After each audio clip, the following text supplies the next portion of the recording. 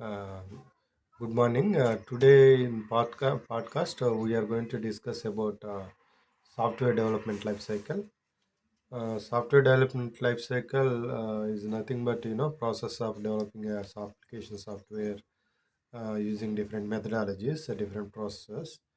So software field, when you talk about software field, it's main duty is to develop software applications that can be used across the globe.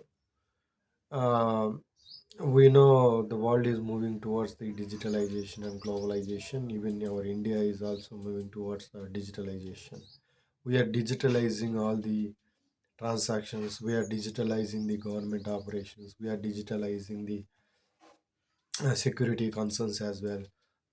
So many mm, things are getting digitalized. So the computer field, artificial intelligence, cyber security, and in so many areas, they are actually booming now, and they are giving a pitch to the world. They're getting into new direction. So I just want to discuss about the IT sector, information and technology. So basically, what do you mean by software development? SDLC, software development lifecycle. We have many IT sedges in many metropolitan cities like Hyderabad. You see Pune and Noida, Bangalore, or Chennai. You can see that you name it. So many metropolitan cities.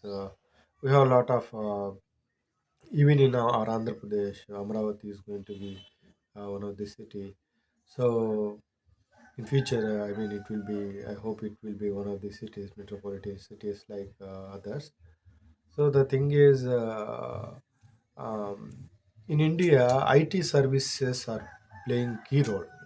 Most of the employees and most of the revenue also, most of the employment you can see the IT services are giving a lot of benefit to the Indian youth, whoever aspire to get into the IT sector. So, what exactly we are going to do in IT?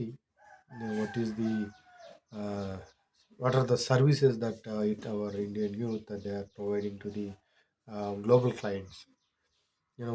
Some of, most of the companies talk about major companies like Google, Microsoft, and IBM. Uh, so many companies are there. Some banking related some IT companies they provide services to the banking clients.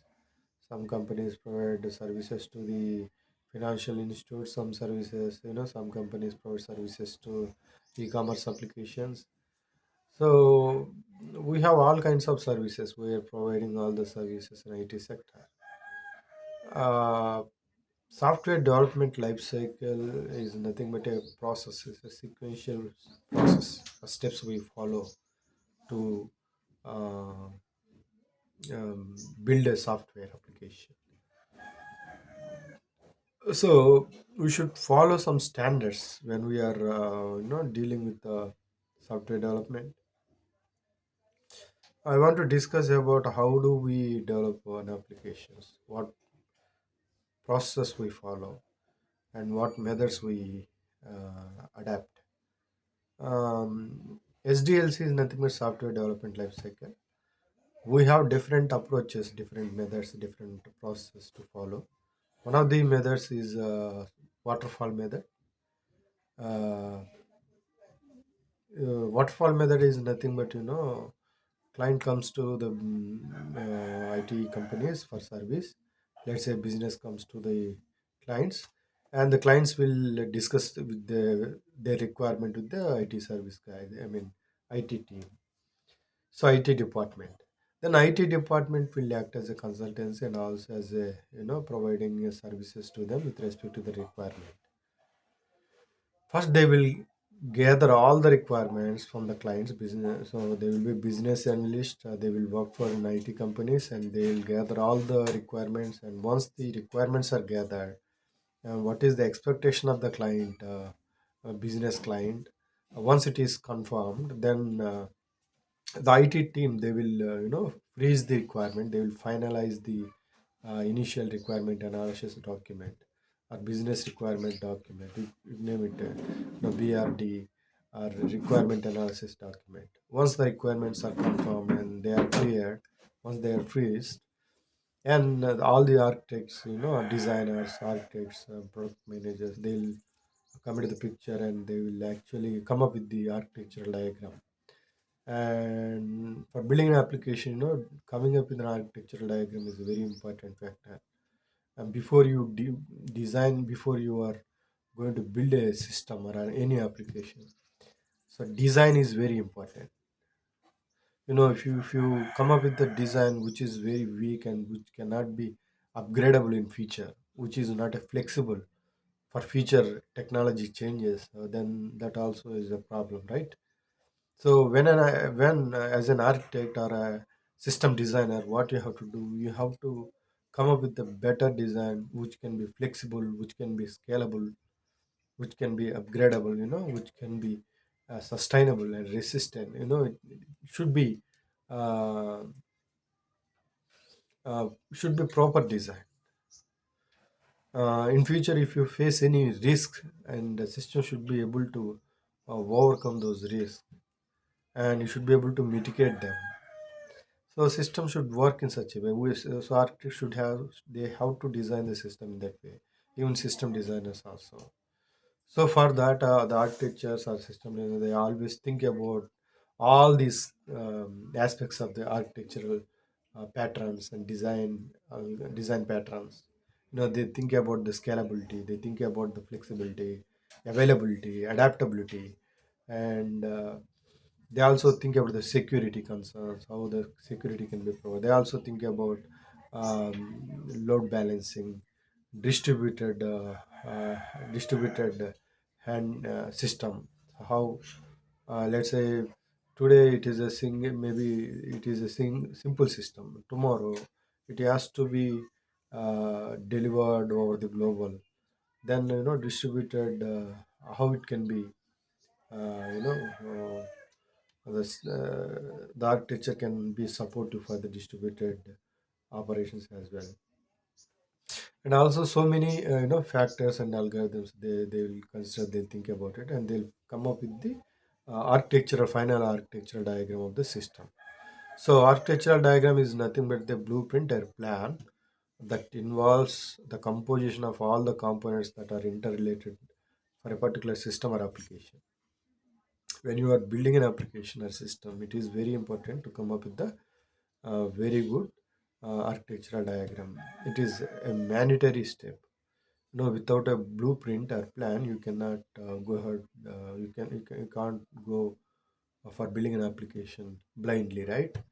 So all these concerns, they will think about the risk, how it can be mitigated, and they also look at the future mm, ready proof, how it can be flexible, how we can upgrade, migrate that to future technologies in case if it has to be adapted to the future tech. They have to think all these scenarios. Every aspect is a very important thing when they are going to design architecture or diagram. System architecture is a very important thing. So once the architecture is ready, uh, then team leads and our other people, they will actually uh, create the design diagrams for each component. A system may contain multiple components. Let's say a system may contain user interface, front end system, and middle layer, backend system, third party servers, file processing servers, or analytical engine, or it may have other security components as well, or it may have some uh, any load balancing mechanism is there. you know um, we may have different components, subsystems. They're all interrelated, right? When you are designing an architecture, so you have to uh, provide the detailed design diagram for each and every component. Architectural diagram is a overall blueprint outline. They will give outline, but so when you are going to design something, you need to come up with the full-fledged, detailed document and analysis, how we are going to build it, and what steps, what methods, and what algorithms, what design patterns we are following. Okay, how the systems are going to be connected, how the communication is going to be established, whether it is synchronous communication or asynchronous communication, how it is going to happen, and what is the main requirement of the system. So can we build MVP, and after that how we are going to test it?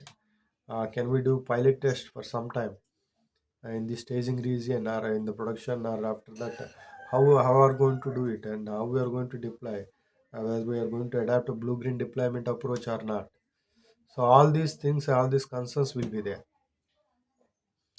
So it is very important, when you are going to design, you have to design the system in a standard way which should be flexible, adaptable, scalable. Okay, and it should be resilient. All these scenarios should be taken into consideration when you are building a system design, when you are building an architectural diagram. Okay, that is the second stage. Once the first stage is the requirement analysis, all the business analysts and product owners, you know, they'll discuss about all these requirements with the client, and they'll come up with the requirement document or business requirement specification document. Or so after that, all these architectures and designers, system designer, they'll build the architectural and design diagrams, design documents. Okay, they'll come up with the design document, how we have to proceed with that.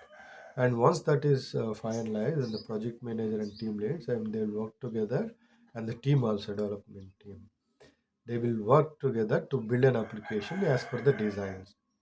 So here, how would they follow the design?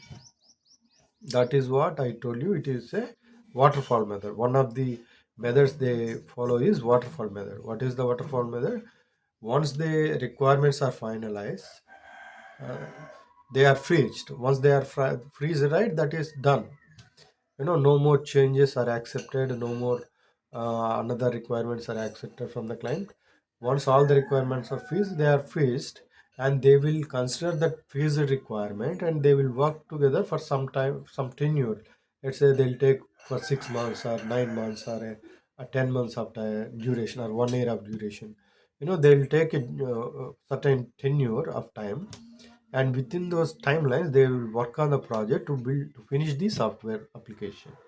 And once that is completed, okay, they will test it. So software development life cycle is the process of developing application. The same way software testing life cycle is also there. So that is a process of testing the application, assessing the quality of the application that is going to be developed by the developers. So how that will be done? That can be done in parallel, or that can be done once the application is built. Initial MVP is ready, then the testers, they'll jump into there and they'll test the product, and they'll see all the basic core functionalities are working properly or not. They'll check all these scenarios there. For example, you take a banking application. Once the banking application is MVP, the model is done, they'll deploy that into staging region. There they'll test it, and they'll test the basic flow. What are the positive paths they can test? What are the negative flows they can test in the application? For example, you take login scenario. How the customers are getting logged in, and once they logged in, how the session is getting retained for some time, and if they log out, whether they log in again, how the session scenario is working, how the security is there, how customer details are being fetched, and what kind of details are showing, what modules are getting displayed on the initial page. See, this is for banking application. If you take financial or banking application, this is I'm just giving an example of that. And we have some other healthcare systems also. If you want to, healthcare applications, what you have to do, you have to display the patient details, what are the medications, surgeries that are going to happen there. You have to come up with all the modules. You have to display the information properly. All these things will be there. So what I'm telling you, you can take e-commerce application, you can take any traveling application, tourism related or anything. We can build an application. We'll follow the SDLC waterfall method, and then we will freeze the requirement. Once the requirements are freezed, we develop the application. Once the application is developed, we test the application. Once the testing is done, then we will deploy the application. First phase is requirement analysis. Next thing is design. Third thing is development. Fourth thing is testing. Fifth thing is we are going to deploy it there. Sixth thing is maintenance and monitoring. All these things will be there. Support kind of stuff will be there. So it is waterfall method is one of the methodology. There is another methodology, agile methodology. I told you in the first methodology, requirements will be analyzed only once. The client comes with the requirement set for the first time, and he provides all the requirement, and once the requirements are analyzed, they will be freezed and finalized. So no more changes will be accepted. They'll be taken. In case if any change comes, that will be taken as a separate cycle. Okay.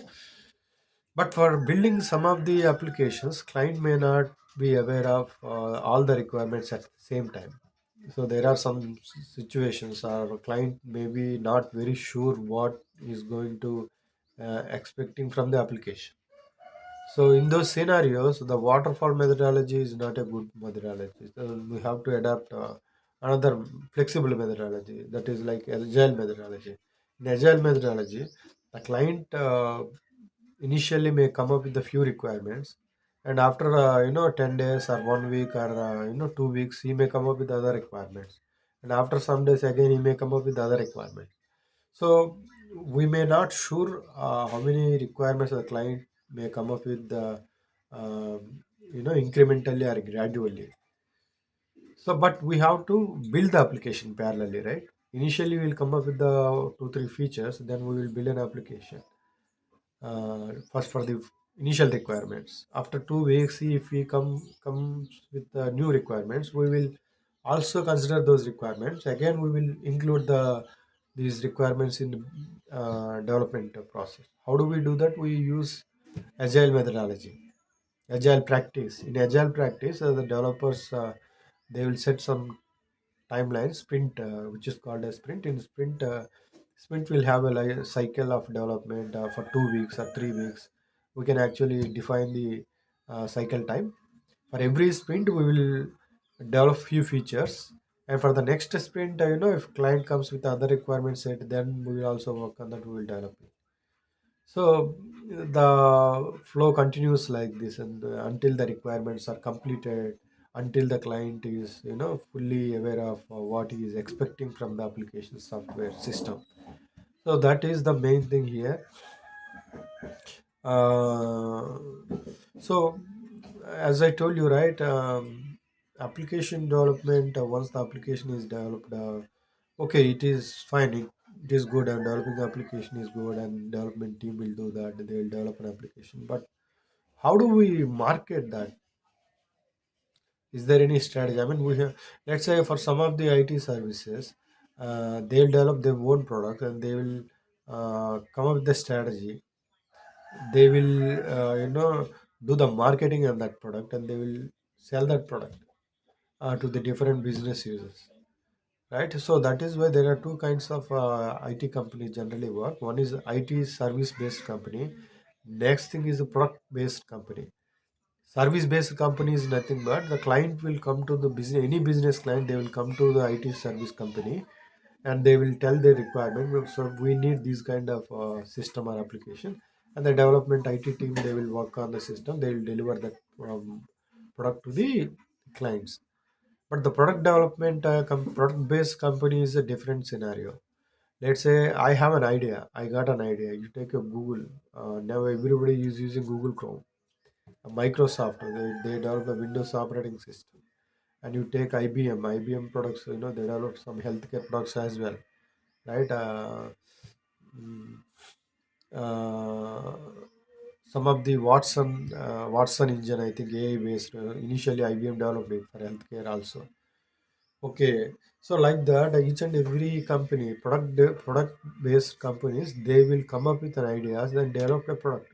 You take a Chat GPT. Uh, they, OpenAI, they came up with the ChatGPT AI product, right? Everybody is using it. Even Microsoft also they purchased that product. So this is the product development company style. No, they will IT company. They will come up with an idea. They look at the problems that are need to be solved, and they'll come up with the product or application, whether it is a system application or web application or whatever it is. They'll come up with an application idea and they build it. They will build it and they'll sell that product to others. Whereas service-based company is nothing but people will work in the company, and whenever the any business client they come to the company, they will work on that particular application based on the client requirement. This is nothing but a service-based company. I mean, we are providing a service to the client. So this is where most of the Indian IT guys are working. Most of the Indian IT guys working in IT service based company, not in product based company. Of course, in product based companies also, few of the employees are working. But as I told you, in India, innovation there is no